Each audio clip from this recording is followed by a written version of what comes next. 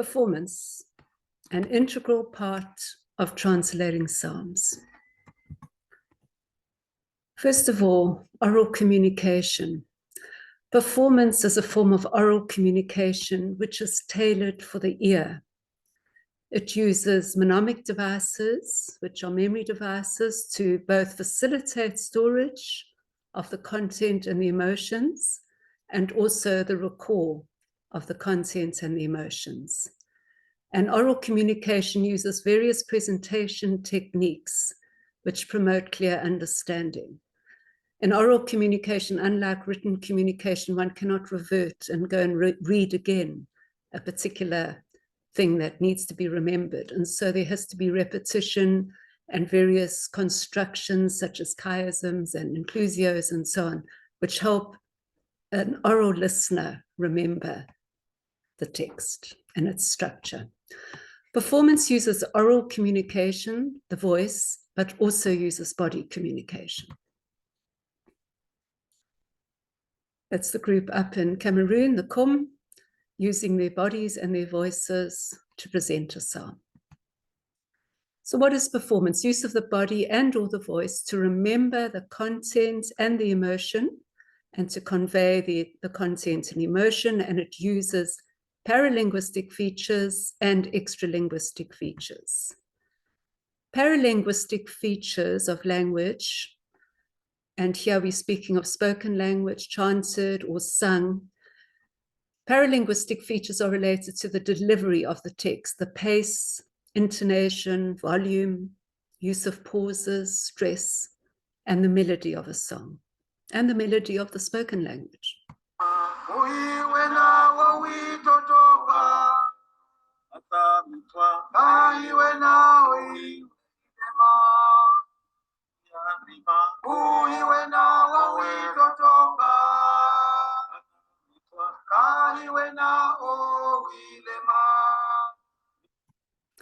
Extralinguistic elements of performance include the props, the costume, the place and time of the performance. For example, if the performance happens on a Sunday morning in a church building, then it construes a particular expectation in the audience. And that's part of the communication of the message. It's considered to be sacred. It's considered to have authority. Extralinguistic elements also include body movement and gestures, facial expressions, and the direction of speech, the way the eye is looking as to whom the speaker is speaking. Performance is used throughout the translation process. First, to obtain a big picture, the key ideas. For example, in a psalm, we might need to know the big picture of the backstory, the context of the psalm. And then we might also need to know the big picture. Well, we do need to know the big picture within the psalm. And so performance can be very helpful. It's also helpful to remember some of the details of the psalm. And of course, because in performance you're sounding out the text, you are able to develop a good rhythm. You can listen to the sound patterns and see if they're effective or not. And in terms of performance at the end of a translation, it allows the message to be delivered in a way that is easily and enjoyably received by the audience. Performing helps memory and creativity. First, the ability to remember is increased by associating words with actions. And so this engages physiological memory or body memory, as well as the other aspects of memory. Ability to remember is increased by experiencing emotions in one's body and activating as many senses as possible, not just sight and sound, but if you can include taste, touch, anything that engages the body outwardly will be imprinted on the physiological memory. Creativity is stimulated by expressing emotion. This promotes the generation of novel and useful ideas.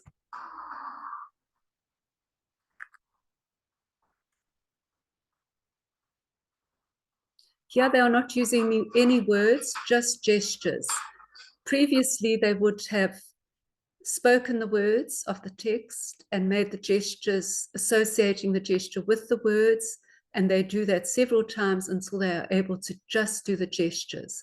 And the gestures enables them, because of the association with the words, to remember the words of the text. They love doing this exercise, and it's a very valuable one to help with memory retention.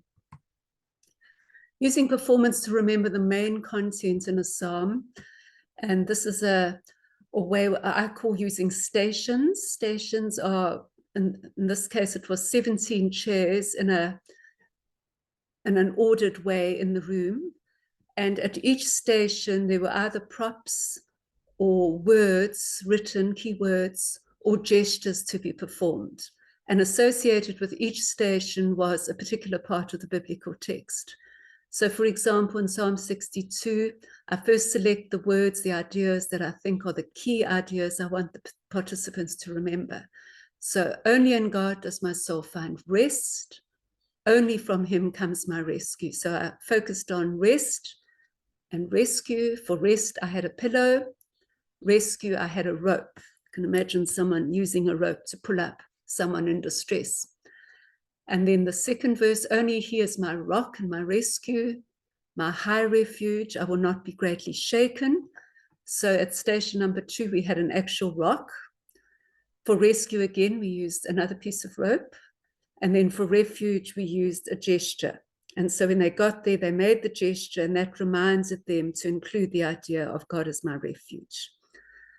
The other idea, I will not be greatly shaken. The word shaken was written in their language with a big X going through it. And then we also had the gesture, shaken, no. So these ways were to help them remember all the different ideas associated with the psalm. The first time round, the facilitator would have someone read the biblical text at each station and help the participants associate the props or the gestures or the keywords with the particular text. And then they would do it in pairs, helping one another. And then third time, write down, either in pairs or alone, as much of the text as they could remember from going around the 17 stations. Performance highlights the emotional content of a text.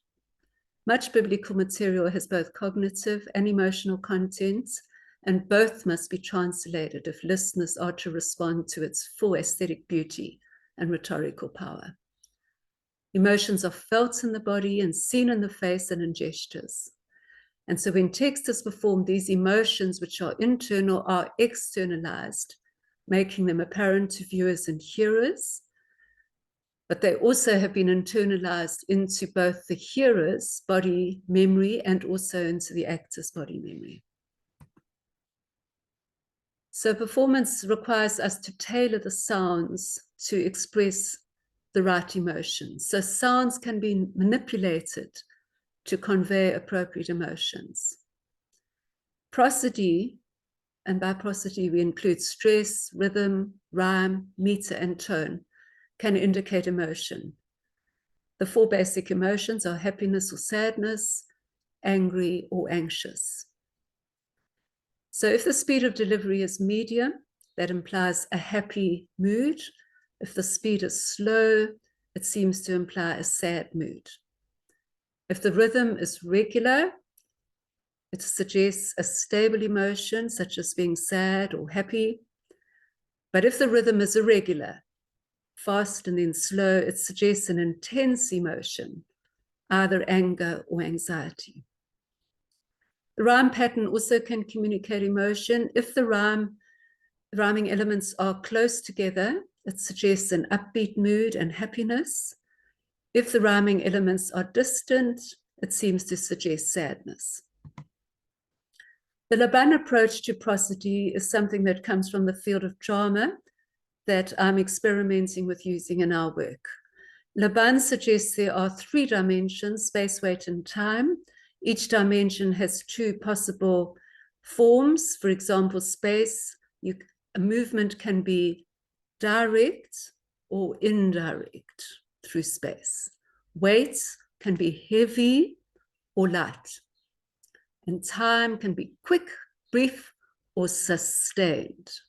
And by having various combinations of these 3 dimensions, he comes up with these 8 different ways of conveying emotion in the body and the voice. So it's floating, flicking, ringing, slash, glide, dab, press, and punch. Now, the way the meaning one gives to these different voice and body expressions is personal, but I'll show you an example just now, my idea. I think that punch seems to suggest a strong affirmation. Press an extended force, something that the person is believing strongly, either positive or negative. A glide is direct, and I use that for a strong affirmation. And the dab, the idea of little dabs, support a glide. It gives the details of that affirmation. Floating are also statements supporting a glide, going more indirectly, but supporting that direct affirmation. Flicking and slashing I consider to be very negative emotions, and ringing is very much showing a very intense pain, very useful to use in a lament. So here we have example Psalm 3, just my possible version. Oh Lord, I have many enemies. Many are rising against me. Many are saying to me, God will not help him. But you, Lord, are a shield all around me. You are the one who gives me honor. You lift up my head. Whenever I cry aloud to the Lord, he answers me from his holy hill.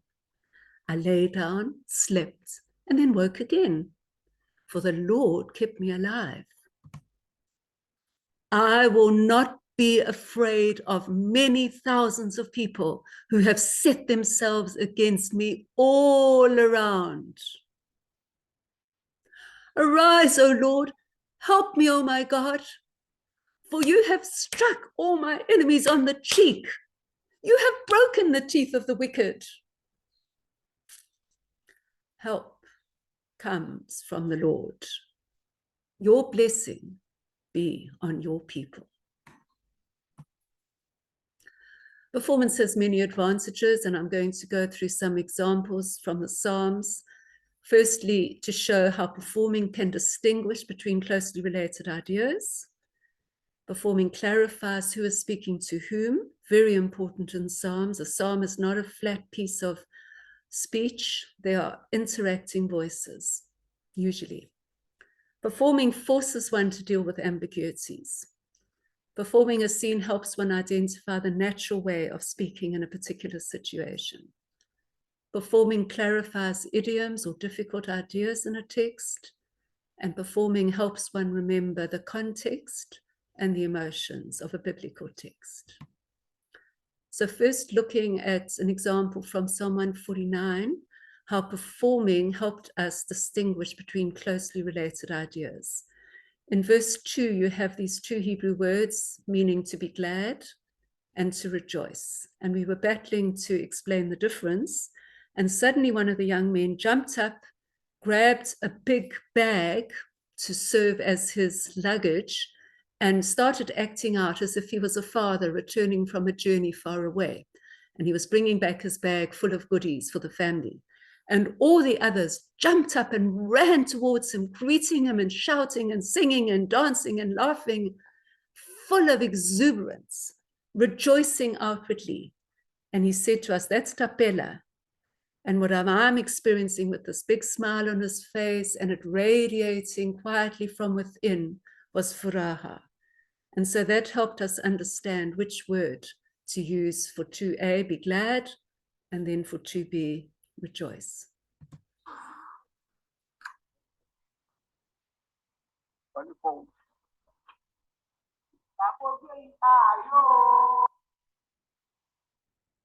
It's the Beti people in Ivory Coast. We were acting out Psalm 134, and the very first word in the English is behold. So I was trying to encourage them to find an attention getter in their language, Beti. And most of the groups didn't know what to do, and they just started right with the next word in the poem. But this group very effectively used the ayo, which is a way of calling attention or saying hello. They were acting as the pilgrims returning home now. Psalm 134 is the last of their Psalms of Ascent, returning home after being in Jerusalem for the feast. They see the priests and they call out to the priests, Ayo, and then they began their discourse. Very, very effective, as seen in this little drama. So performing can clarify all sorts of understandings. And again, in Psalm 149, we were battling for them to get the pronoun right in verses 5 and 6. Verse 2 said, let the godly delight themselves and let them sing for joy. Let them use their voices to strongly praise God. And they kept on using second person plural. Let you sing for joy and let you use your voices. And so we decided to act it out, and we had the psalmist speaking to the congregation, speaking to the audience, describing the godly, describing the wicked. The godly do this, the wicked do that. The godly do this, the wicked do that. And then verse 5, let them, not referring to you, the audience, but referring to them, the godly. And then they got it, and they were able to get the third person plural. Performing clarifies the emotions, the emotional context, and also the participants in a story. In Psalm 62, it's very helpful to act out the backstory.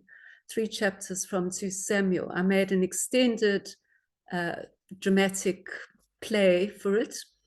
And as the participants acted it all out, and David and his men were running from one cave to another, and the emotions of his men, anxiety, exhaustion, it was very easy to understand how they were feeling when he came to write Psalm 62, which was just within that context. And then we also found it helpful to act out the psalm to see who David was speaking to. So it begins with him remembering, Lord, you are my rock, you are my rescue, you are my refuge. So he's encouraging himself. Then perhaps he picks up his harp and starts to sing and thinks about what he's been saying. He's encouraging himself and he gains confidence. And then in verse 3, he can shout out. He sees the enemy at the mouth of the cave and he shouts at them. But he also wants his men to hear, his men who are sitting around him. And then from verse 4, he continues to encourage his men. So it was helpful through the little drama to see he first is speaking to himself, gains strength to then denounce the enemy in the presence of his men and then encourage them. Performing can clarify a possible change of mood, particularly in a psalm of lament, where mood tends to swing around a bit. So here we notice a huge change from verses 1 and 2, where he's lamenting. We notice there's a selah at the end of verse 2, suggesting perhaps a pause or some sort of change, and then verse 3. So verse 2, oh, many are saying, God will never help him. But you, Lord, are a shield all around me. What's happened? What's happened between verse 2 and 3 that's changed his thinking, his mood so dramatically? I think God has spoken to him. I suggest that either in his spirit, reminding him of past experience, perhaps there's even a priest speaking at that point and bringing a word from God. So when we acted out this little psalm with some children, we actually had God off stage speaking. So after verse 2, he's been hearing in verse 2, the enemy saying, God will never help you. He's listening to them. And then perhaps he turns to the other side and listens to God. And he hears God say, I am your shield. Oh, yes, Lord, you are my shield. I am your glory. Yes, Lord, you're my glory. And so that helped the children realize that in a lament psalm, it's not one directional speech. God speaks to us too. As we bring our pain, God speaks back, and we need to be listening. And it was also a wonderful parable for them to realize we can either listen to the enemy or we can choose to listen to God. When we're in pain, the enemy is taunting us, but we can choose to listen to God and hear what he has to say in that situation. Psalm 20 is quite a complicated psalm. We need to try and work out the context, and the commentaries are helpful. They suggest that The king comes to the priest, asks him to pray for him as he goes off to battle. While the priest is away praying, the people, the community address the king. May the Lord bless you. May he give you your heart's desires. May he enable you to have victory, and so on, verses 1 to 5. And then in verse 6, the priest seems to return and gives God's message. Yes, God will help the king. And then 7 to 9, the people are speaking among themselves. Yes, we trust the Lord. We don't have to trust in horses and chariots. We've got the Lord on our side. And then in 9a, they actually turn to God. Oh, God, help the king. And then in 9b, they encourage one another. May God answer our prayers. So by acting it out, it helped us see who's speaking to whom. Performing also forces us to deal with ambiguities. In Ruth chapter 1, you have Ruth giving this wonderful affirmation, your people will be my people. And verse 18, Naomi replies, she doesn't reply. When Naomi saw that she was determined to go with her, she said no more. But how did Naomi feel? How did Ruth feel? The Hebrew simply says she ceased to speak to her. This doesn't imply that Naomi was completely silent. She just stopped trying to convince Ruth to go back to Moab. But in performance, the actors, those playing the parts of Ruth and Naomi, have to show some emotion. Either Naomi has to throw arms around Ruth and give her a squeeze. Wow, what a wonderful affirmation. Thank you, my daughter-in-law. Or she has to perhaps turn her back and grumble and moan. Oh no, now another person I've got to look after when I get back home. Of course, the actors don't really know what kind of responses are implicit in the biblical text. We don't know. But by making it apparent to the audience, it helps us understand how people in that culture will understand the text. And that then can lead to a conversation. It might lead to discussing the in-law relationship, mother-in-law, daughter-in-law, how daughters-in-law in that particular culture feel, etc. So performing just helps us talk about these kind of ambiguities. Clarifies idioms or difficult texts as we perform. 2 examples from Psalm 32. I counsel you with my eye upon you. A difficult idiom. But if you act it out, have a person caring for another, carefully watching as somebody's doing some difficult task and caring, making sure they don't fall, it does convey the idea. Verse 9 of Psalm 32, don't be like a horse or a mule. The Kuti don't have horses or mules, they have chickens and goats, so they showed us how they constrain an animal that's getting out of control. And that just helped us find a way to translate it correctly. Thank you.